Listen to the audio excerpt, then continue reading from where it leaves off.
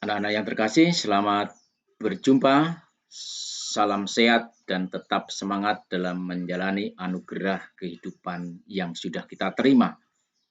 Nah, anak-anak yang terkasih, pada bagian yang lalu kita sudah bersama-sama memahami dan mempelajari bahwa iman harus kita kembangkan agar iman kita tumbuh berkembang menjadi kuat dan kokoh dalam menghadapi berbagai macam tantangan maupun hambatan. Nah, dalam pengembangan iman, tentu saja kita tidak bisa mengabaikan peran orang lain atau peran jemaat. Kehadiran orang lain sebagai pribadi atau kelompok atau komunitas sangat kita butuhkan dalam upaya pengembangan iman kita. Nah, anak-anak yang terkasih,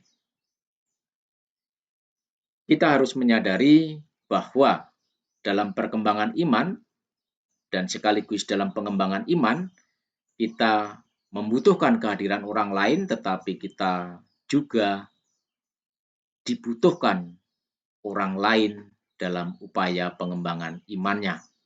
Nah, mari kita bersama-sama kita akan melihat bagaimana peran jemaat dalam pengembangan iman kita. Yang pertama adalah peran keluarga. Jemaat yang paling kecil adalah keluarga. Itulah sebabnya bahwa keluarga disebut sebagai gereja mini.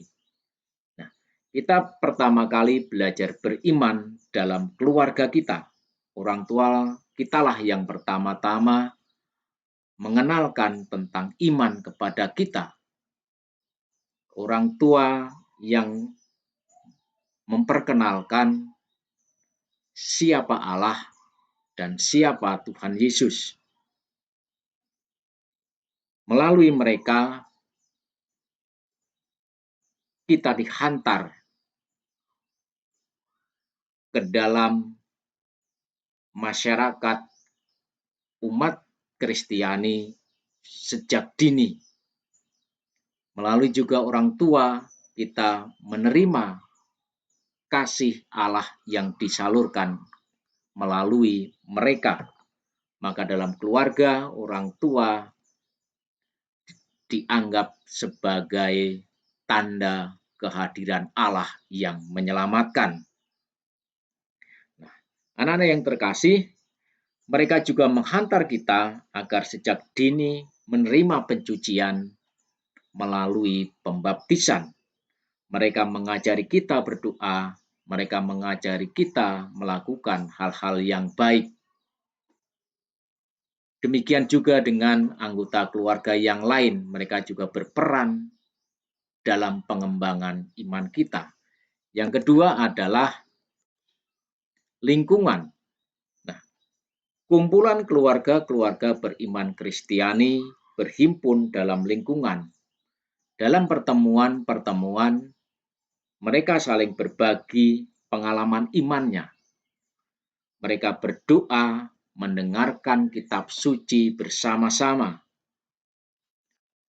Mereka secara bersama-sama memikirkan pelayanan bagi anggota lingkungannya dan masyarakat yang ada di sekitarnya.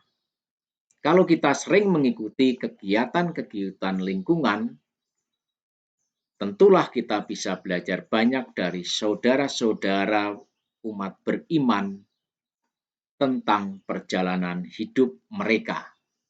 Yang berikutnya adalah stasi, paroki, maupun keuskupan. Lingkungan-lingkungan yang jauh dari pusat paroki membentuk stasi-stasi dan lingkungan-lingkungan. Nah, stasi-stasi atau lingkungan-lingkungan tersebut berada di bawah naungan paroki. Sebuah paroki digembalakan oleh uskup dalam wilayah keuskupannya. Secara umum, kegiatan yang dilaksanakan dalam lingkungan, stasi, paroki maupun keuskupan adalah sama, hanya berbeda dalam cakupan keluasannya maupun sasarannya. Tetapi dalam aktivitas-aktivitas kelompok tersebut merupakan perwujudan dari iman mereka akan Tuhan kita Yesus Kristus. Dengan melakukan berbagai aktivitas pelayanan bersama, entah dalam keluarga, dalam lingkungan, dalam stasi, paroki, maupun dalam keuskupan, umat Kristiani atau gereja ingin mengungkapkan dan mewujudkan iman mereka akan Yesus Kristus.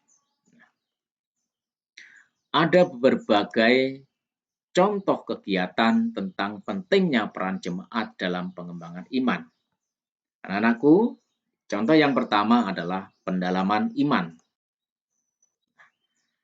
Dalam pendalaman iman, gereja senantiasa menimba kekuatan agar hidup mereka senantiasa diarahkan oleh Injil Yesus Kristus, sehingga iman mereka akan semakin berkembang. Yang kedua, anak-anakku, yaitu latihan kur. Entah itu yang ada di sekolah kita, yang ada di lingkungan, maupun ada yang di paroki. Lagu gereja ini adalah merupakan ungkapan iman yang dibawakan melalui nyanyian. Semakin mampu menyanyikannya atau semakin umat ini menyanyikannya dengan baik, maka diharapkan bahwa mereka semakin menghayati makna lagu tersebut sehingga mendorong perwujudan imannya menjadi lebih baik. Kemudian yang berikutnya adalah doa bersama. Dalam doa bersama, umat tidak hanya sama-sama berdoa, melainkan saling mendoakan satu sama lain. Ini adalah beberapa contoh kegiatan. Tentu saja masih banyak kegiatan-kegiatan yang lain, seperti perayaan Ekaristi yang menjadi puncak dari hidup iman kita. Kemudian ada ziarah, ada rekoleksi, ada retret yang dilakukan secara bersama-sama, dan sebagainya. Kegiatan-kegiatan yang tadi disampaikan ternyata tidak hanya ada pada gereja masa kini, tetapi ternyata juga sudah berkembang sejak gereja perdana atau gereja zaman para rasul. Nah, maka mari kita melihat, anak-anakku yang terkasih, Kisah Rasul bab 2 ayat 41 sampai 47 tentang cara hidup jemaat pertama. Kalian bisa menyimak di buku cetak halaman 48. Nah, anak-anak yang terkasih, hal yang menarik dari cara hidup jemaat pertama adalah orang-orang yang mendengarkan pengajaran para rasul itu menjadi percaya dan beriman kepada Yesus Kristus. Iman itu dinyatakan dengan kesediaan mereka menerima pembaptisan. Setelah dibaptis, mereka tidak berdiam diri, tetapi mereka bersama-sama mengembangkan iman dengan cara berdoa bersama. Mereka bertekun dalam persekutuan. Mereka bertekun dalam pengajaran para rasul. Dan mereka selalu bertekun untuk merayakan Ekaristi. Mereka berkumpul, memecahkan roti, dan berdoa bersama. Pengalaman hidup dan berkembang dalam jemaat itu tampak dalam buah-buah iman mereka, yaitu mereka makin disukai banyak orang. Mereka makin bersatu dan seia sekata, sehati, sejiwa, merasakan kegembiraan dan ketulusan hati, saling memperhatikan dan saling berbagi milik mereka, sehingga dalam kelompok mereka tidak ada yang merasa kekurangan. Relasi dengan Allah semakin kuat sehingga mereka semakin rajin beribadat. Anak-anakku yang terkasih, yang luar biasa adalah apa yang mereka alami dalam kebersamaan sebagai jemaat beriman Kristiani tidak hanya membuat orang lain simpati dan menyukai mereka, tetapi membuat banyak orang tertarik untuk bergabung dalam kelompok mereka, atau mereka ingin menjadi anggota persekutuan.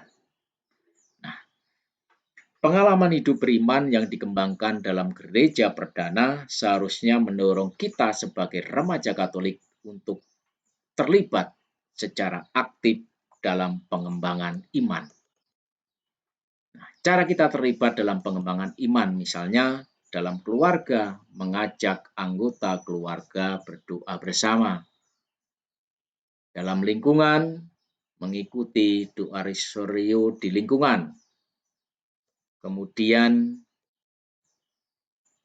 mengikuti saresehan atau renungan APP, renungan AAP. Kemudian pendalaman iman, pendalaman kitab suci, ikut latihan KUR, baik itu juga yang bisa ada di sekolah kita, anak-anakku. Silahkan yang belum bergabung ikut bergabung, supaya kita bersama-sama melalui nyanyian kita bisa memuji Tuhan. Kemudian juga aktif dalam kegiatan mudika atau orang muda Katolik. Nah, ini adalah berbagai contoh kegiatan yang kita bisa ikut terlibat aktif di dalamnya. Nah, anak-anak yang terkasih, semoga pengalaman hidup jemaat perdana menginspirasi kita untuk juga terlibat dalam pengembangan iman jemaat di tempat kita berada. Sehingga iman kita bersama, baik sebagai pribadi maupun dalam jemaat, semakin berkembang, semakin kuat, semakin kokoh, sehingga menghasilkan buah-buah iman yang berlimpah. Sekian, terima kasih. Tuhan memberkati.